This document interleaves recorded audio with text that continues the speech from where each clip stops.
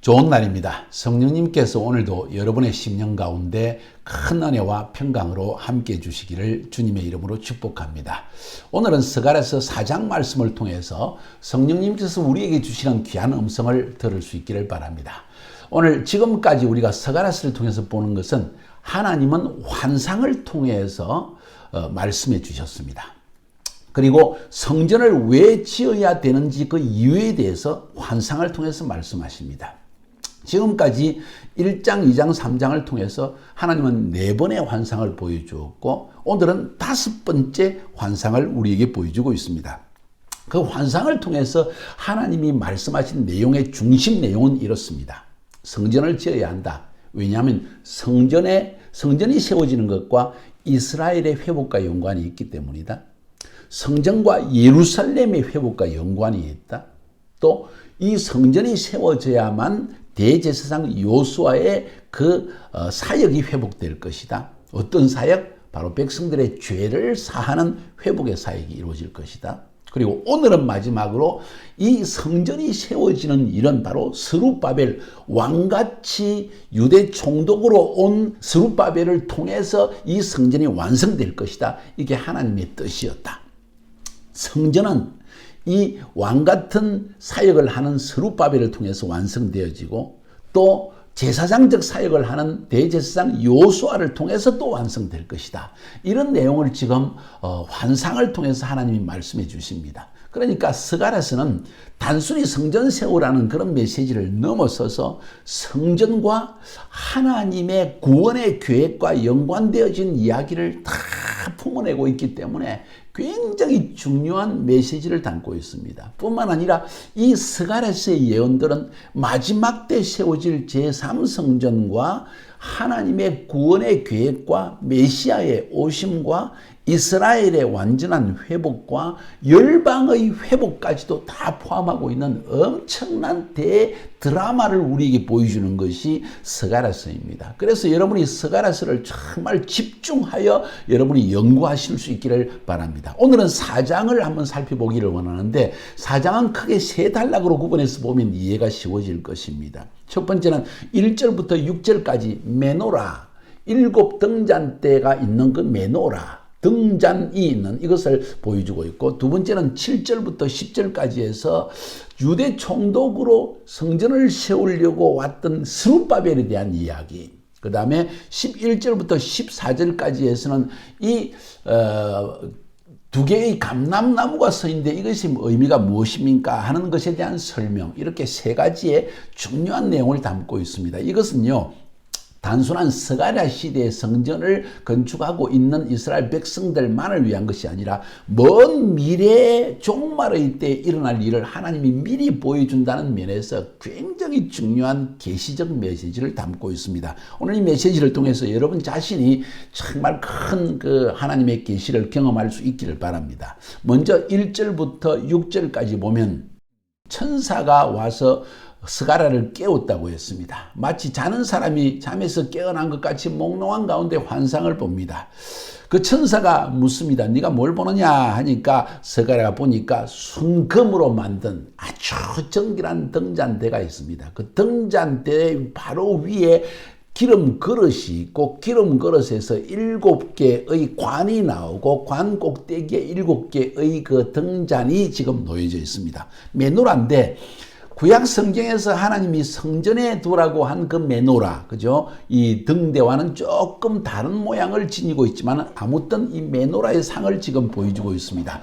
그래서 천사에게 이 스가랴가 묻습니다. 주여, 이것들이 뭡니까 도대체? 메노라 이제 알고 있죠. 그렇지만 이게 뭘 의미합니까? 그런 이야기겠죠. 그러니까 천사가 이야기하기를 이걸 모르느냐? 내가 잘 모르겠습니다.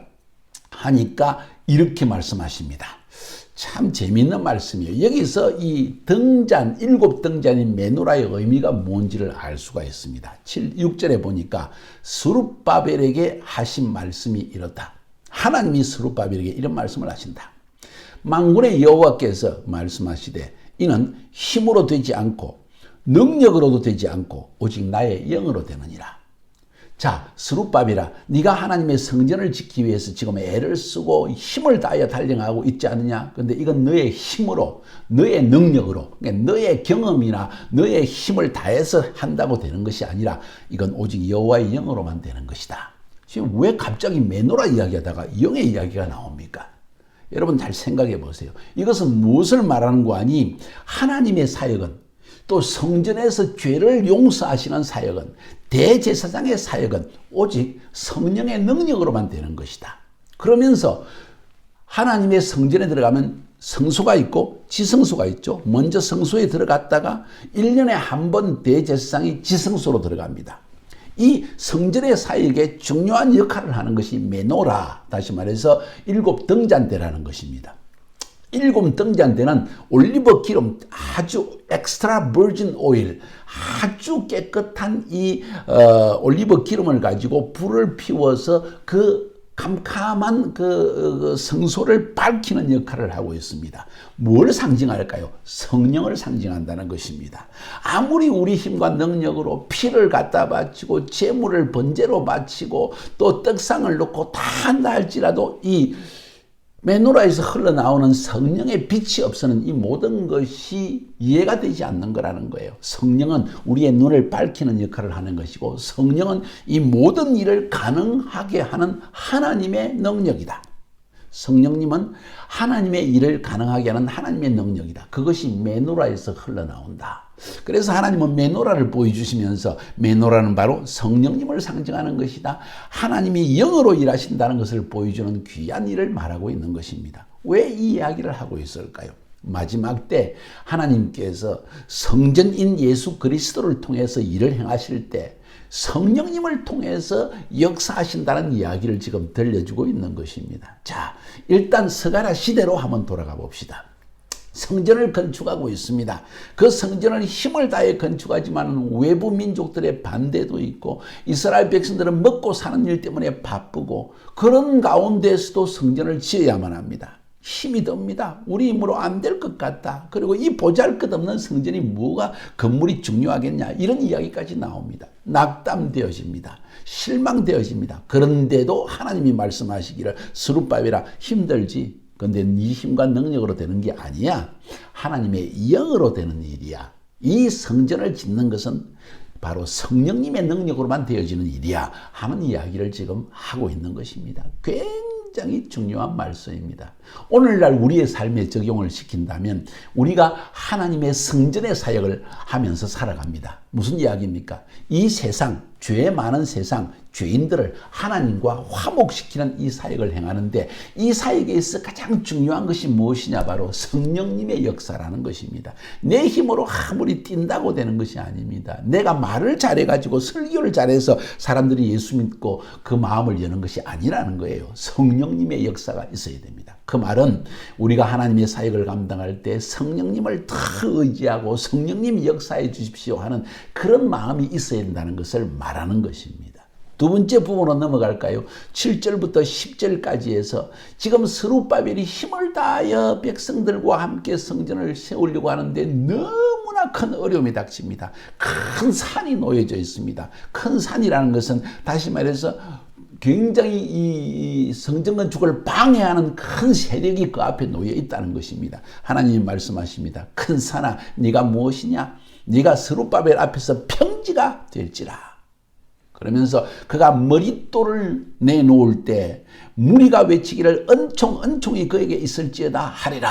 이 무슨 말입니까? 큰 산아, 평지가 될 것이다. 이 말은 어떤 방해 공작도 스룹바벨 아래에서 다 무너져 버리고 평지처럼 다 평평하게 되어져서 하나님의 성전은 결국 건축되어지는 평안함을 누리게 될 것이다. 그리고 머릿돌을 놓을 때, 머릿돌이라는 것은 뭡니까? 바로 이 성전이 건축되어진 것을 기념하기 위해서 놓는 돌이 머릿돌입니다. 다시 말해서 성전이 완공되어진다는 이야기입니다.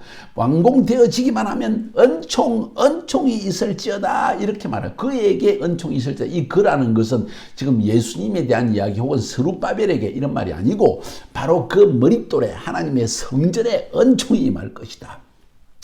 예수님이 이 땅에 오셨을 때 요한복음에서 뭐라고 말했습니까? 바로 말씀이 육신이 되어 우리 가운데 거하시니 은혜 위에 은혜로다. 은혜가 풍성하게 성전 대신 예수 그리스도가 우리 삶 가운데 임하게 되어질 때, 성전 대신 예수 그리스도가 그 성전이 완성되어질 때, 하나님의 구원이 십자가 위에서 완성될 때 은총이 쏟아져 내릴 것이다.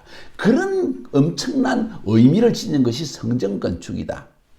다른 말로 하면 성전을 건축한다는 것은 예수 그리스도의 사역을 완성한다는 것이고, 성전을 건축한다는 것은 그 성전이신 예수님이 우리 안에 들어오셔서 우리가 성전이 된다는 의미이고, 우리 안에 하나님이 거하시는 일이 있다는 거예요. 그게 바로 은총 위에 은총이라는 것입니다.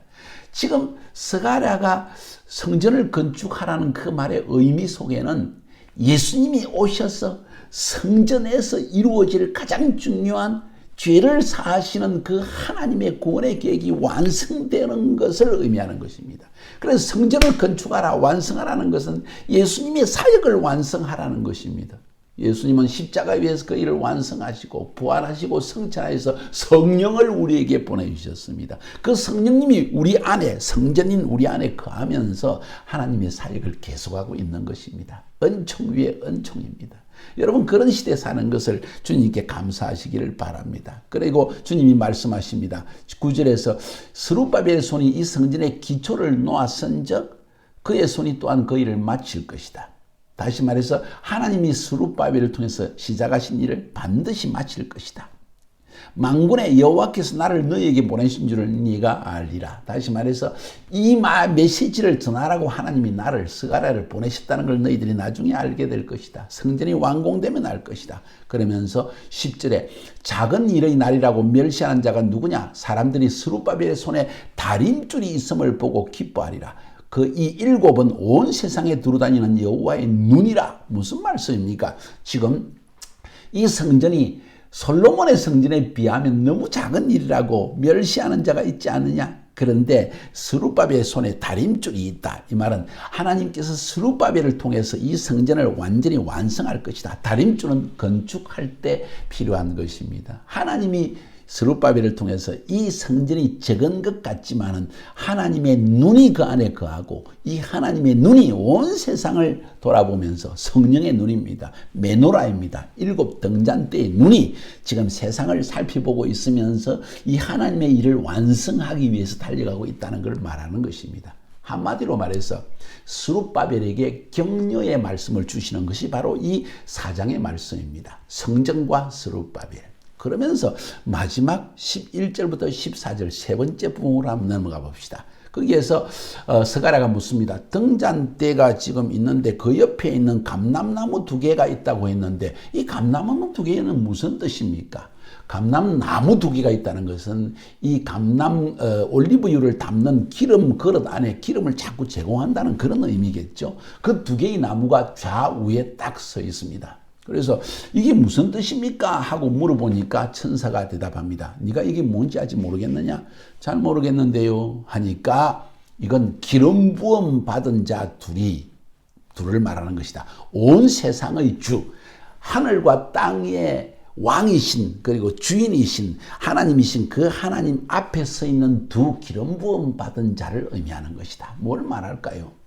아주 쉽게 이야기합시다. 스가랴가 여기서 본 것은 바로 대제사장 여호수아와 그리고 이 유대 총독으로 온 스룹바벨, 왕과 제사장 이 2 하나님의 기름 부음 받은 사역자가 성령님의 역사를 이루어서 하나님의 일을 완성하게 하신다. 하나님의 성전을 완성하게 하신다. 예수 그리스도의 사역을 완성하게 하신다. 그런 이야기를 지금 하고 있는 것입니다.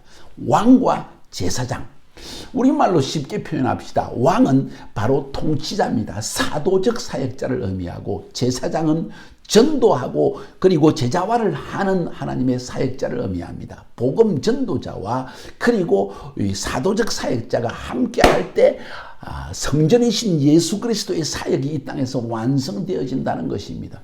왕과 제사장, 다시 말해서 하나님의 사도적 사역자와 전도적 사역자가 없이는 성령의 역사도 일어나지 않는다. 왜냐하면 이 두 사역자를 통해서 이것은 감람나무입니다. 올리브나무입니다. 올리브나무에서 기름이 자꾸 맺혀져야만 이 성령의 7 등잔대가 빛을 비출 수 있기 때문이라는 뜻이겠죠. 어떻습니까, 여러분? 여러분도 이 본문을 통해서 한번 살펴보세요. 의미를 한번 생각해 보세요. 이것은 스가랴 시대에 이렇기 때문에 성전을 지어야 한다. 그리고 스룹바벨을 통해서 이 성전을 반드시 세울 것이다 하는 그 의미를 넘어서서 마지막 때 하나님께서 성령을 통해서 일하실 역사, 왕 같은 사역자, 제사장 같은 사역자를 일으킬 것을 미리 말씀하고 있고, 하나님이 그런 왕 같은 사도적 사역자를 통해서 성전 대신 예수 그리스도의 일을 완성하실 것을 지금 말하고 있는 것입니다.